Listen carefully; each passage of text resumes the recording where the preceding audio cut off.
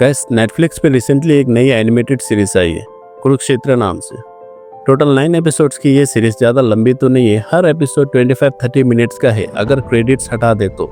लेकिन बात सिर्फ लेंथ की नहीं है, इस सीरीज का फोकस महाभारत के पूरे एपिक पे नहीं बल्कि एक स्पेसिफिक चैप्टर कुरुक्षेत्र युद्ध पर है। सोचो जरा, महाभारत जैसी ह्यूज कहानी जिसमें हजारों कैरेक्टर्स और इवेंट्स है, उसको सिर्फ कुछ एपिसोड्स में दिखाना कितना चैलेंजिंग होगा। दूरदर्शन वाली महाभारत लगभग 1000 एपिसोड्स में बनी थी और ये नेटफ्लिक्स वर्जन ऐसा लगता है जैसे आप सीधा 500 एपिसोड से देखना शुरू कर रहे हो। इसलिए अगर आपको महाभारत की बेसिक स्टोरी या कैरेक्टर का बैकग्राउंड पता हो तभी आप इस सीरीज को अच्छे से देख सकते हो। मेकर्स को पता था इंडिया में 90% लोग ऑलरेडी महाभारत की कहानी जानते हैं, इसलिए उन्होंने टाइम वेस्ट नहीं किया बैक स्टोरी या डिटेल कैरेक्टर बिल्डिंग। पूरा फोकस रखा गया था कुरुक्षेत्र के वॉर जोन पे, जहाँ कौरव और पांडव दोनों आमने सामने आए। हर एपिसोड का नाम किसी न किसी मेजर वॉरियर के नाम पे रखा गया है, जैसे कर्ण, अर्जुन, द्रोणाचार्य एक्सेट्रा। और इसी वजह से हर एपिसोड आपको अलग अलग पर्सपेक्टिव से युद्ध की कहानी दिखाती है। ये एक फ्रेश स्टोरी टेलिंग स्टाइल लगती है, जैसे आप एक ही वॉर को अलग अलग हीरोज के आंखों से देख रहे हो। अब बात करते हैं एनिमेशन की। महाअवतार नरसिम्हा के बाद से ही इंडियन मैथोलॉजिकल एनिमेशन की डिमांड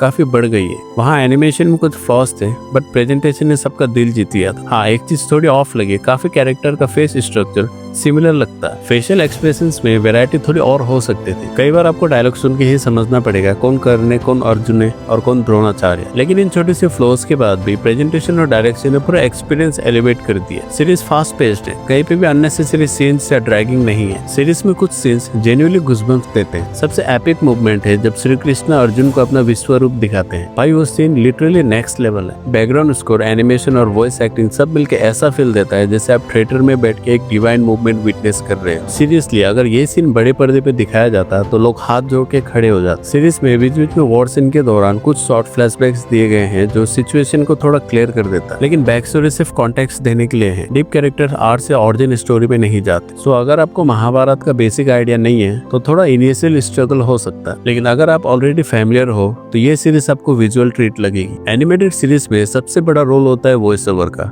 और कुरुक्षेत्र यहाँ 10 में से 10 ले जाती है। हिंदी डबिंग क्लियर, पावरफुल और रिस्पेक्टफुल है। डायलॉग्स में पियोटिक टच है लेकिन कहीं भी ओवर एक्टिंग नहीं लगती, इसलिए कैरेक्टर का इमोशन जेन्युइनली फील होता है, चाहे वो अर्जुन का डाउट हो या कृष्ण का विश्व रूप। कुरुक्षेत्र एक short but powerful animated series है। एनिमेशन क्वालिटी इंप्रेसिव है, प्रेजेंटेशन इंगेजिंग है और वॉइस एक्टिंग टॉप नॉच है। हाँ, ये पूरी महाभारत नहीं बताती, लेकिन जहाँ तक ये जाती है एक इंटेंस और इमोशनल वॉर सागा क्रिएट करती है। वीकेंड में फैमिली के साथ बिंग करने के लिए परफेक्ट। अगर आप मैथोलॉजी के फैन हो तो ये सीरीज आपको हार्ट वार्मिंग फील देगी और गूज़बम्प्स भी। मैं रिकमेंड करता हूँ ये सीरीज एक बार जरूर देखें। अगर ये वीडियो आपको पसंद आए तो उसको लाइक करके चैनल को सब्सक्राइब कर दीजिए।